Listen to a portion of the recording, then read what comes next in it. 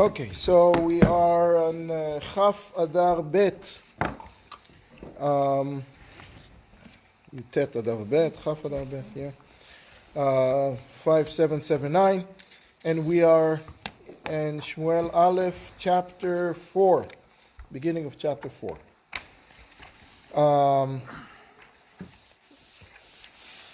We are in the year 2871 from the creation of the world. 2871, which is about a little less than it's about 2,900 years ago. And the shofet of the day is Eli. He's old. He's about 98 years of age. He's blind. He is still functioning as a high priest and the shofet, but at the same time, Shmuel, the Prophet Shmuel, is also functioning already. It's very similar to what happened before when Eli was younger. 40 years earlier, when Eli took the reign, it was also during the lifetime of another shofet, Shimshon, right? Shimshon was the shofet de facto, but Eli was also functioning at the same time because Shimshon was removed from the people. He was fighting his own battle. He was a little bit of a misfit, not getting along. People didn't get along with him. He was too strong, too different. He was different physically with his physical appearance and his physical strength. And he projected that difference. And people stayed away from him. And he was functioning alone. Now, just to remind us what he did, he was ruling for 20 years as a judge, Shimshon. And during his time, in the beginning of his time, the Philistines, who were headquartered around the Gaza area, nothing changed, right? Were terrorizing the Jewish people. They had 5 main towns, and some of them are more inland, but basically 5 big towns of the Philistines. And they were terrorizing the Jewish people. Not only terrorizing as in bothering us, but collecting fees and grabbing what they wanted, and not really letting us rule our lives. And that came after about 350 years of on and off fights with the natives. All the other surrounding countries, at one point or another, attacked us. The Midianites and the Ammonites and the Moabites and the Yavin, all of them at one point or another dabbled in bothering us. And they all were smited, and they were all at different time of different judge got rid of them of the problem. So the Philistines were bothering us, but they were not taking full control over us because they knew very well the history, and they were idol worshippers. And the way an idol worshipper thinks is, well, my God is stronger than your God. So they always were trying to get one up on us by being good to their God and trying to weaken our connection to our God. So Shimshon really destroyed their temple, killed 3,000 of their leaders, of their military leaders. When Tamut Nafshim Plishtim, I don't know how to say it in English, whatever, he pushed the beams, the columns, and the place collapsed, and he killed himself with everybody else. And there was quiet for 20 years, relative quiet.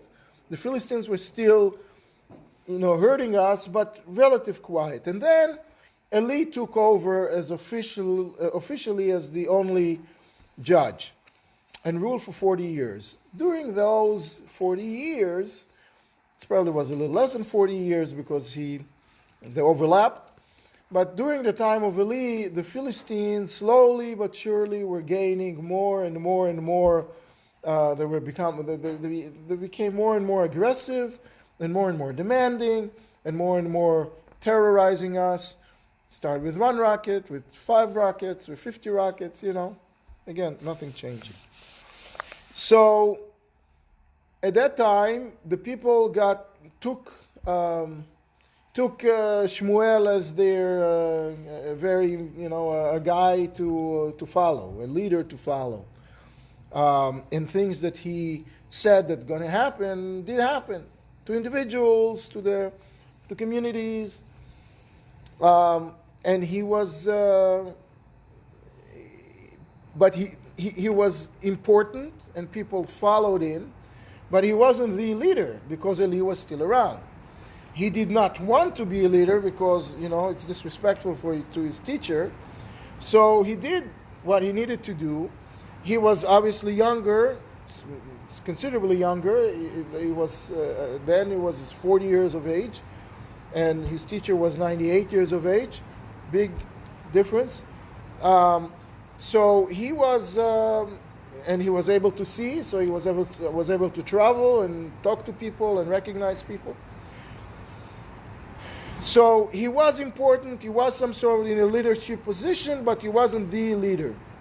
Why am I, stressing it so much? Is because we are about to enter a battle which the Jews lost. We suffered a major defeat of loss of life, and we lost the Ark of the Covenant. They captured the Ark of the Covenant at the end of this battle. That defeat is not on the register of Shmuel. It's not Shmuel's doing. All that Shmuel did is he knew that it's coming because God told him. If you recall last time, we learned about the prophecy that God spoke directly to Shmuel, the first prophecy, and he told him straight, this is what's happening. There will be a terrible defeat, and something that any ear that will hear it will ring. The ears will ring from hearing such terrible news. Now, in terms of battles, this is the first loss of the Jews in a battle in 400 years, which is a lot. The one before 403 is 369, 370. The one before, more, 389, whatever, so almost 400. The one before was the second battle after we crossed the Jordan to the land of Israel. The first battle was Jericho, which was an awesome win. We walked around 7 times, we blew the horns, the wall fell, we conquered, we burned everything, and except that one gentleman stole some booty. Achan took stuff that he was not. So the whole city was supposed to be burned down, and he took some loaf of silver or gold, whatever it was, some clothing, some special clothing he took, and on account of that, the next battle, the battle of the eye, we lost. Now, how many people did we lose in that battle? A lot of people. 5 people. And that was traumatic to the Jewish people, that we lost that many people. Didn't we have other battles after that? Not that we lost. Not that we lost? So, losing 5 people. what you probably recalling is the battle, the civil war that we had against Binyamin. That tremendous number of people died. There was another battle with Iftach. It's the battle that we lost as a battle. We're not talking about sitting ducks as we were in several times in our history. When the Ammonites came, we didn't fight them. We fought them only when, the Shofet led us to fight. You don't think it was led us to the fight, and then we won it. Right? Anyway, the point is that in this battle we'll lose thousands of people. It's in those days to lose thousands of people in a fight is not a big deal. Go check how many people were lost in the First World War. Millions, because a fight in those days was not with a surgical precision. It was face to face with swords. So you have two people fighting. One has to die in order for the second one to survive. So a lot of people died, and that was the type of battle that we are entering now. Okay. Now, why are we suffering this defeat? We suffered this defeat as a punishment for it seems originally it's a punishment for something wrong that two gentlemen did, the two sons of Eli, that created a business from within the temple, trying to profit from what people are bringing to the temple. But that does not really make total sense that because of those two people, the whole nation suffers. So the point is that throughout the time of Eli, because of his condition, of deteriorating condition of blindness, and therefore being ineffective as a result of that, the Jewish people were weakened their keeping of the Torah. Now, in the book of Shoftim, we saw many times that we were doing the wrong thing. And over there, we were straight out working idols, doing really the wrong things. It's not what happened here. We were in much, much better shape. And the entrance of Shmuel to the, taking a leadership role improved the situation of the Jewish people spiritually, tremendously, but not enough to avoid that battle. Later on, we will see there will be another battle in the same place, and the result will be polar opposite. But it's not. We're not there yet. The Jews are not there yet. But so what the two sons of Eli did in the temple were just a symptom to a widespread problem amongst all the Jews. If you recall, in the very beginning of the book, we were telling the story that Elkanah, Shmuel's father, one of the things that he did, it was creating caravans to encourage people to go see the Mishkan in Shiloh. He was trying to drum up business, to publicize it and to encourage people to go there, because people didn't want to go. And when people don't go and see God 3 times a year, there is year after year after year, the connection is being weakened. So it's not as terrible as working idols, but it's really definitely not ideal, and therefore we have this defeat here. Vayihi Dvar, so Shmuel Aleph, chapter 4. Vayihi Dvar Shmuel lechol Israel. So Shmuel was talking to all of the Jews. He was a teacher of all of the Jews. He was leading the Jewish people. If you look at your books, you see that after, it's in the middle of a pasuk, it's in the middle of a verse, but there is a stop, right? There is a space between the words. Vayihi Dvar Shmuel lechol Israel. Stop, as if it's the end of a paragraph, right? Well, This is to separate Shmuel from the disaster that's about to come. So he is not responsible for it. He knows that it's coming. He's not allowed to tell the Jews, but Vayetze Israel lekrat Plishtim. So It's not even a punctuation mark after Israel. Is that it's a mistake? It's et nachta. It's the punctuation. It's the middle. It's the middle. It's the middle of the verse. Right, it's the middle of the sentence. Like a comma. Right? Like a comma, yeah. But usually a comma does not look like an end of a paragraph. Or a chapter. Or a chapter, right. So Vayetze Israel lekrat Plishtim. So the Jews at that point initiating contact with the Philistines. It's not a battle that was forced upon us. It's something that we started. Now we will see soon who are the powers that deciding what to do, where to go, why are we going, who are the leaders there. Eli is blind, 98 years of age, not as effective yet already because of his age and his condition, and he is the official leader. Shmuel is an able leader, younger, but doesn't call the shots yet. So who is calling the shots? Those are the elders. The elders, the members of the Sanhedrin, the members of the court, of the Supreme Court in Israel, in Jerusalem, the Sanhedrin, they are calling the shots. And they felt that it's time to get rid of this pain in the neck of the Philistines who are continuing to bother us decades, for the past decade and a half or so, 2 decades, etc. So Vayetze Israel lekrat Plishtim lamilchama. So the Jews initiated a war. Vayachnu al ha'even ha'ezer. So they parked, they brought all of the troops to a place called Even ha'ezer. In modern day, this is Petach Tikva.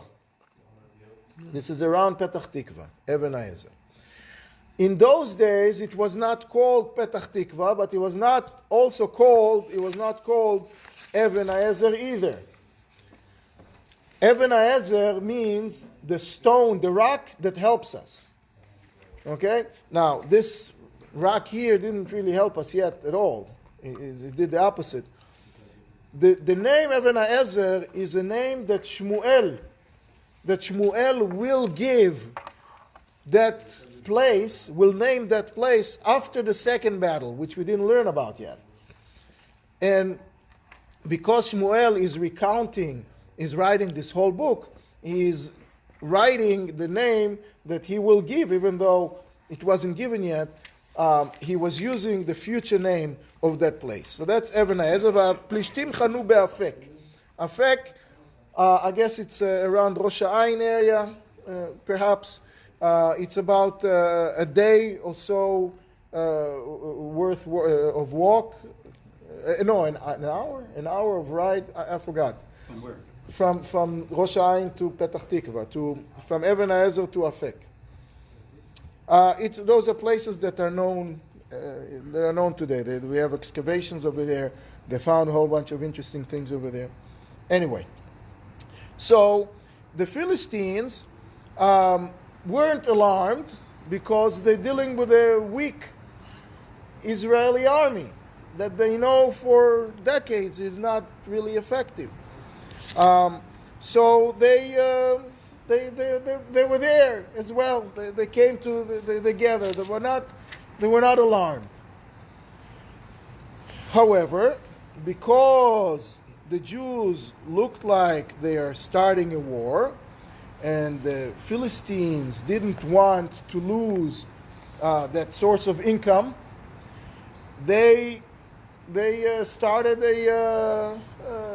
a battle to, they attacked first. Vayarchu Plishtim likrat Israel. So they organized and they started, they had the first shot, the first arrow. Vatitosh hamilchama. And the war was really spread on a large plain, on a large area.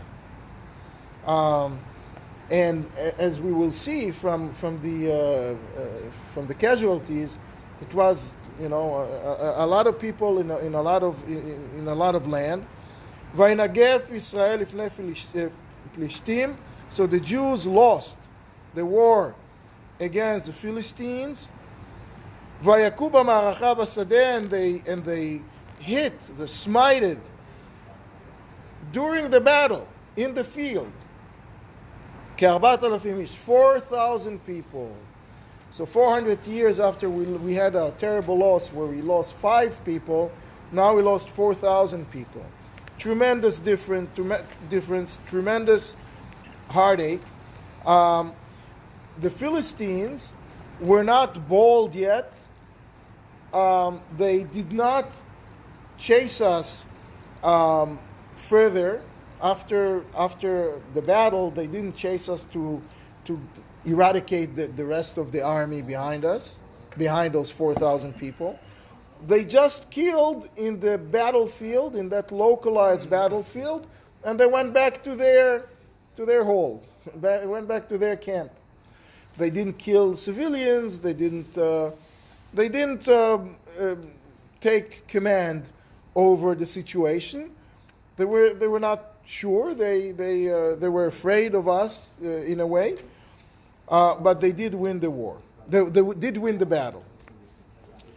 Vayavo ha'am el ha'machaneh. Now the people didn't run either. The Jews didn't run either.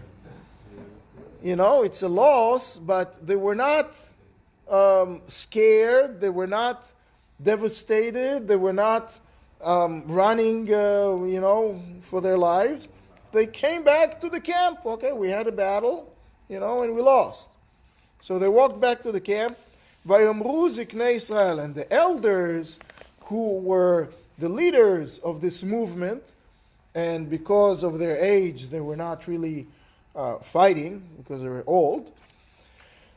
The elders were starting to question what had happened. Lama nigafnu Hashem hayom? Lama negafanu Hashem hayom?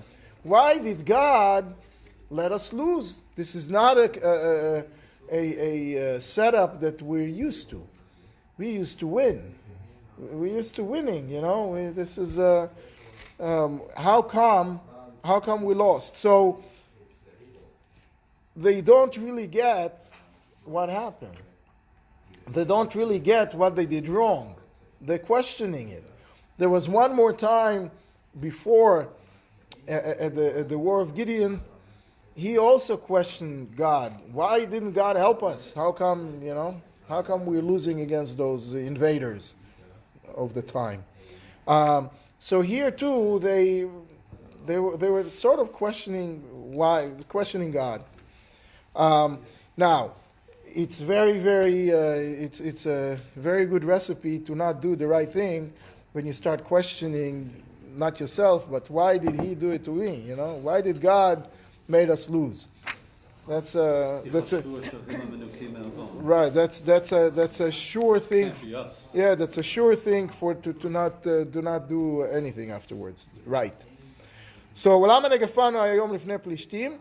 So they came up with an idea. ניקחה אלינו משילה את ארון ברית השם, ויבוא בקרבנו וישענו בכף אבינו. Let us take from Shiloh, which was, if you look at the map that I have here, Shiloh is all the way to the right where we have the letter A, and the battle is where we have the letter B. So they had to send to bring the Aron from Shiloh. This is the Ark of the Covenant. And they said, let that ark come amongst us, be amongst us.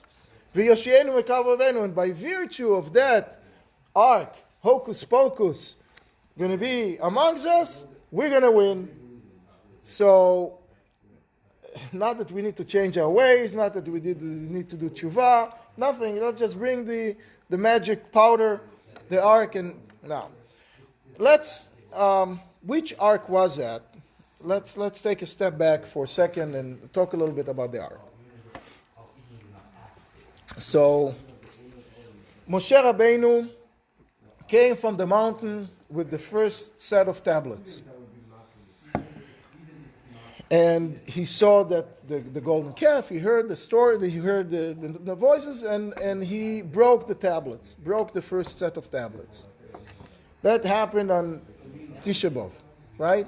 From Shavuos to Tisha B'Av, he was on the mountain, We heard the Ten Commandments, 40 days, it's Tisha B'Av, and he came down, broke the Luchot. Then he went up again, very shortly thereafter. He didn't carry with him the old broken Luchot. Where were they at that moment? I don't know, probably in his tent, under his bed, something. He didn't carry them back, I don't think. He prepared a new set that's man-made. The first set was God-made. The second set was man-made, his. And came down on Yom Kippur with the second set of luchos. When he came down with the second set of luchos, what did he do the next morning? Where did he put the luchot? What did he do with the tablets? He has now 2 sets of tablets. We have one whole and one broken one. What did he do with them? So the Torah is telling us that he built an ark.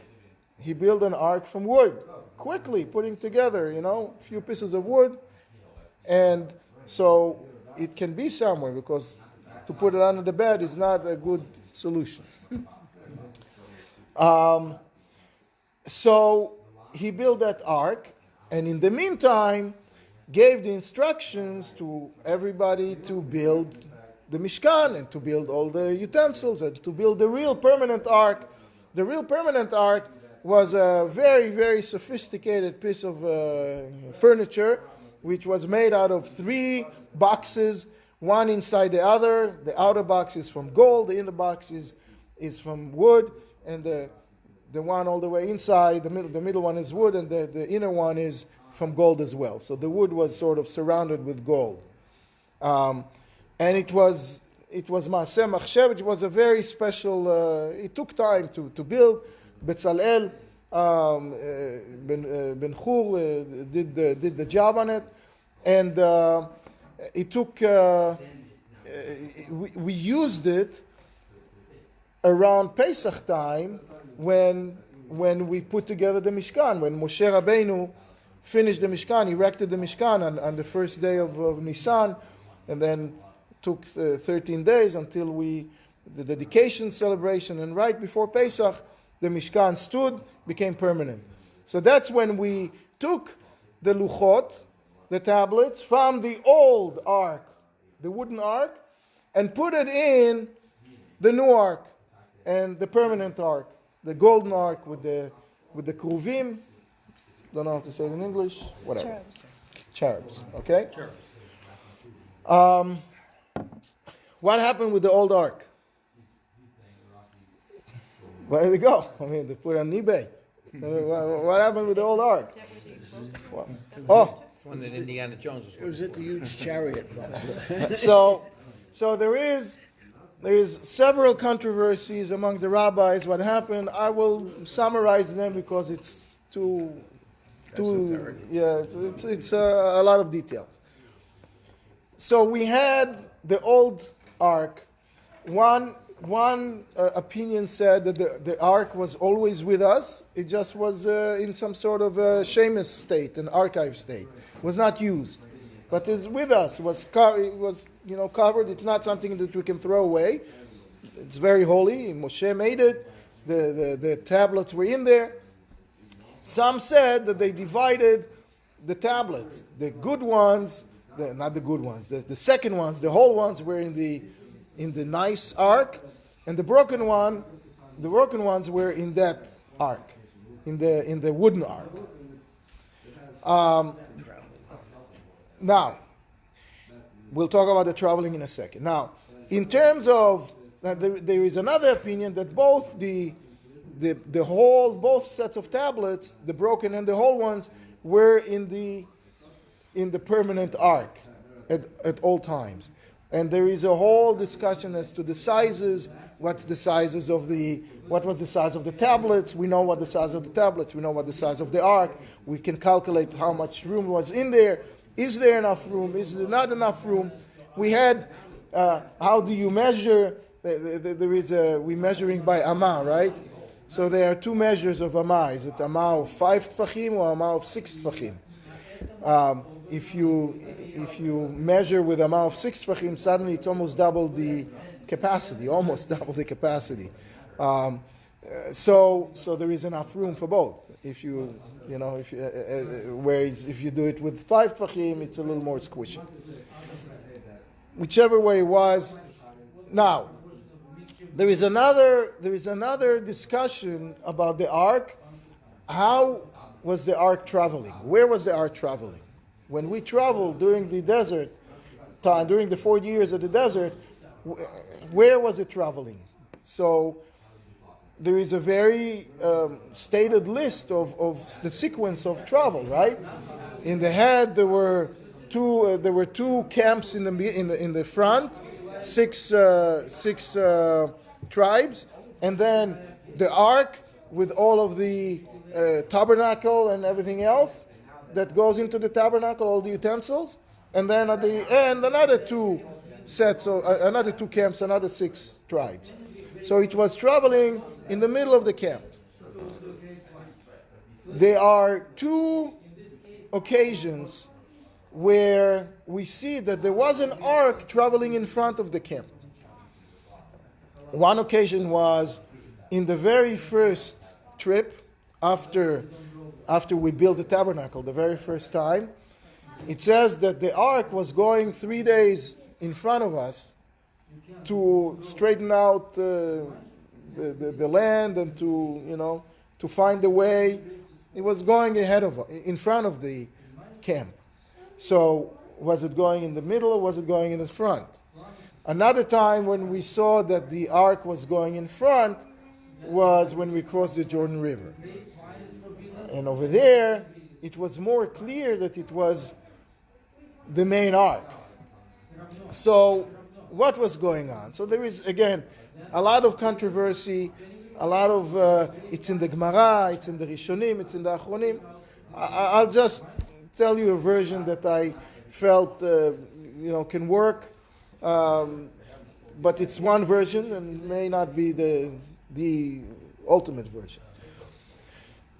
So the point is that when we were parked, both sets of tablets were in that main ark in the Holy of Holies. They didn't go anywhere. It was clear that in the Holy of Holies there was only one ark. And it was clear that both tablets were there. When we were traveling, we took the broken tablets, put it in that ark that we had in archive, the wooden ark, and that ark would travel in front of us. Sometimes. Mainly when we went to war. But in some cases it wouldn't. But again, this is we're not clear. I'm not clear as to what happened. I don't think anybody is clear. But so when we took an ark to a war, which happened several times, we didn't take the main ark, the golden ark, with the whole tablets. We took the wooden ark with the broken tablets. And that was enough for us to win a war. Once we crossed the Jordan, that ark was never used again. It was used, according to some, that ark was going with us as when Joshua was conquering the land. The ark with the broken luchot, with the broken tablets, did travel during that 14 years of conquering and dividing the land. But after that, it was not used anymore. We only had the main ark, and in that main ark we had both sets of luchot, and that's it. Now we are 400 years later, and the Jews decided that, we didn't lose a war with an ark ever. Let's take the ark and bring it to war. Now, they took the ark, the main ark. They took the golden ark with the luchot with the whole luchot and the broken, the whole thing. That's not something that was supposed to happen. That was not something that was allowed to happen. The ark does not belong, So they the misguided, and they were sure that all we need is just this magical potion of the ark. So let's take the best we got and let's bring it to the front line. Does everybody agree on that part? Yes, yes. Because as a result, Shiloh did not have an ark, and Shiloh basically ceased to exist as a holy site. Now, so they took Eli was terrified. Was totally terrified. What are you doing? You know, he wasn't fighting it, but he smelled that it's not right. And his sons, who were already also older men, you know, if he was 98, the sons were, 60, 70, they were older men, 75, 80 even, I don't know. They were older men. They were not the kind of people who can carry an ark, a heavy ark, with 4 tablets of stone, to war for a long time. So Eli told them to hang around. I thought the ark carried the people. They needed the strength. Okay, that's why the Levites didn't work beyond 50. The point is that they were around the ark, they were protecting the ark, and the Levites probably were the ones who carrying the ark. What's the problem with carrying the ark? If the ark is being carried by the wrong people or in the wrong way, it's lethal to the people who are carrying it. As a result, when we brought back the ark from captivity, people died because the ark was uncovered. So everybody was able to see the cherubs and the gold and the whole thing. The cherubs, kruvim. But now it was covered. So at the very least, it was handled with dignity, it was handled correctly. So it was covered and was carried by the right people, by pure people, by the Levites, and the 2 main Kohanim, Chofni and Pinchas, who were the sons of Eli, were around it, protecting him at all times. Now, let's talk a little bit about the name of the ark, because we see here the call when the elders are talking about the ark. It says Aron Brit Hashem, the ark of the covenant of God. Right? We will see later that there are several other names. Aron Brit Hashem Tzvakot. That's the next pasuk, and the following pasuk is Aron HaElokim. So, what is the name of the ark? Are we talking about the same ark, and what's going on here? So, those who are here on Shabbos morning, we were talking about the different names of God. I'll just summarize it. So there are several names of God. There is the main name of God, which is Yud Kei Vav Kei, which is his official name that includes all of the contradictions within God. Then there are 7 other names, there are lower level names, 6 other names, lower level names, that are indicating a specific attribute of God. The judgment, the glory, the charitable part of God, different names of God. So Elokim, Elokah, Kel, Shin Dalid Yud, all of those names of God that they're like different departments of if you want to deal with the Parnasah, you have to go to Shin Dalid Yud name. If you want to deal with health, you have to go to another name, etc. If you want to win a war, you have to bring the name, the 8th name, which is legions, tzvakot. Okay, that's the name that that became popular by Hannah, the mother of Shmuel. She made it popular. She is the first one who used it, and that is the miscellaneous department. It's like, God is going to answer anything that you ask for with that name. When we use the other names, we really need to know what we're asking for. One of the reasons it says in the Midrash that the Jews, a Jew can pray to God and his prayer will not be fulfilled is because we don't know what we say. You know, we're talking to the wrong department. You know, you go to the agriculture department and you're asking for, for a health voucher. You know, ain't going to work. So when we talk to tzvakot, that's supposed to be like a catch-all. It's all the legions, everything that exists here in the world.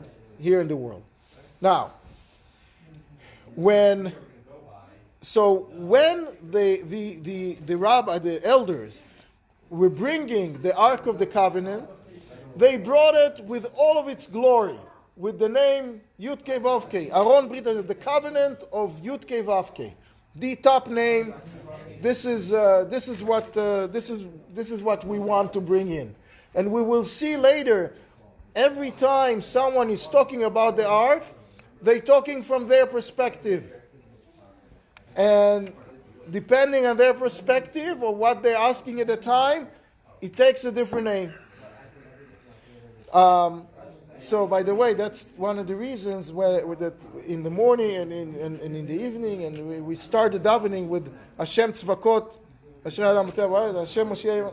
So, we're starting the word with Hashem Tzvakot because all of our prayers are with that condition that we are davening to the catch-all name.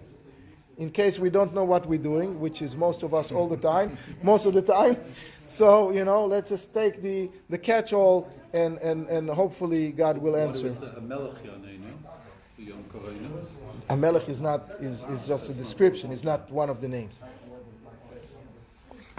Anyway, so they brought the Ark of the Covenant and they thought that that's what's going to cause us to win the war. Vaishlach Am Shiloh Vaisu Misham et Aron Brit Hashem Tzvakot.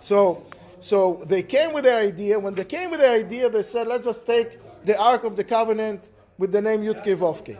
When they sent the people, now the elders didn't run to Shiloh. The elders were near Petach Tikva, where we were parked, waiting for the next battle, right? The elders didn't run to Shiloh, which was far away, around Shechem of today's day, nowadays, and they didn't, they weren't the one to carry it. They sent some other regular people, some from the Am. So, and they brought in et Aron Brit Hashem Tzvakot. So now they brought it in, and now they say, you know what? Let's bring it in with this catch-all phrase, with the catch-all name. So, because we want God to help our legions, our armies. So, Tzvakot is an army, right? So, let's bring that and hopefully project that strength of God in the battle to come. So, they brought Aron Brit Hashem Tzvakot. Now, Yoshev HaKruvim, what is Yoshev HaKruvim? This is a justification of why they brought that ark and not the other ark. Where is God? God is everywhere, right? But where is He chose to be most present and most recognized and in a more tangible way? What? Approachable. It's not approachable, but where is his headquarters? His headquarters in the Holy of Holies, and in the Holy of Holies, it's between the cherubs, between the two kruvim. So everybody knew that, so they felt that they need to bring the two cherubs with the ark. They couldn't just take the cherubs, so they took the ark. Then has the cherubs on it, because the wooden one doesn't have it. The wooden one, after 400 years, I don't know where it was. I don't know that they knew where it was. But even if they knew, they wanted to bring the magical potion, which is the cherubs. So they brought the Aron Brit, where God is sitting with and between the cherubs and ready from there to help the Jews. Vesham Shnei Bnei Eli im Aron Brit Elokim Chofni uPinchas. And the two sons of Eli were there present as well. They didn't carry it, but they didn't leave the side of the ark, and we will see later that when the battle was raging and the Philistines got to the ark, they killed those two gentlemen and took the ark. So it was like it all happened at the same time. And now, another reason why they brought the ark for the battle, when we open the Aron, when we open the ark here in Shul, before davening, before laning, what do we say? Vahi bin so Aaron. This is a special prayer that Moshe taught us to pray when we travel with the Aaron, when we travel with the ark. And what are we saying there? Vahi bin so Aaron vayomer Moshe. And when the ark is traveling, Moshe said, Kuma Hashem, rise up, God, veyafutzu oivecha, and your enemies will scatter. Veyanusu mesanecha mipanecha, and your haters are going to run away from you. So what happened is we all knew that the ark, with that prayer, that's what gets our enemies, scared and we're going, scattered and running. So that's why they brought it, because they saw that without the ark, we lost 4,000 men. So they were hoping that with the ark, things are going to look better. We're going to get. Well, didn't worry, but we'll get to it next You don't know time. that yet.